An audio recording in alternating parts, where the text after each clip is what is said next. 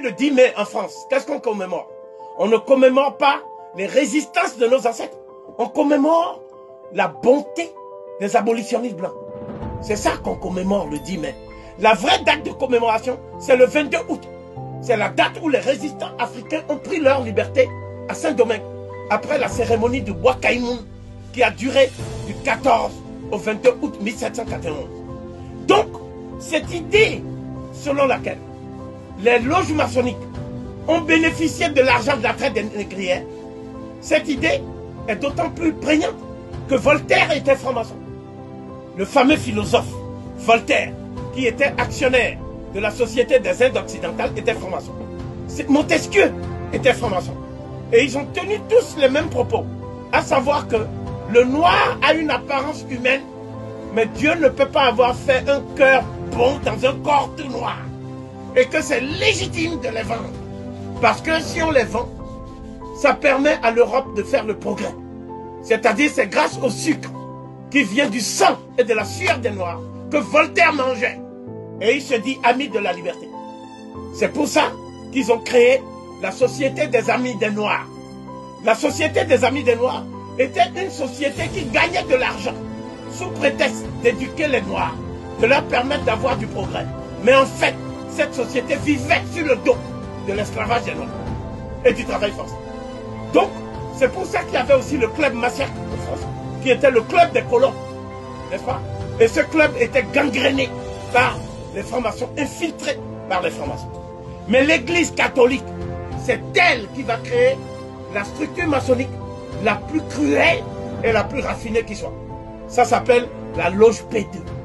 La loge P2 du Vatican, c'est la loge maçonnique qui manipule l'Opus Dei, n'est-ce pas? L'Opus Dei a été créé par un Espagnol colonialiste et nostalgique qui a dit que il ne faut pas donner la liberté aux Noirs. Parce que le jour où on donnera la liberté aux Noirs, ce sera la fin de la race blanche.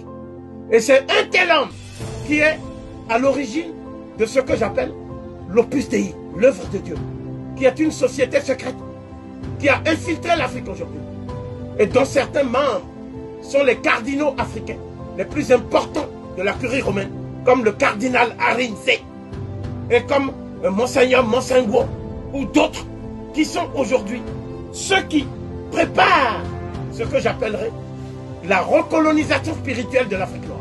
Donc, la loge P2 s'est caractérisée ces dernières années par un certain nombre de crimes spectaculaires.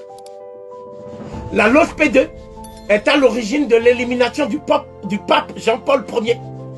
Dès lors que le pape Jean-Paul Ier a dit qu'il allait diligenter des enquêtes sur les activités du cardinal Marcinkus, qui lui s'occupait en fait de la banque du Vatican.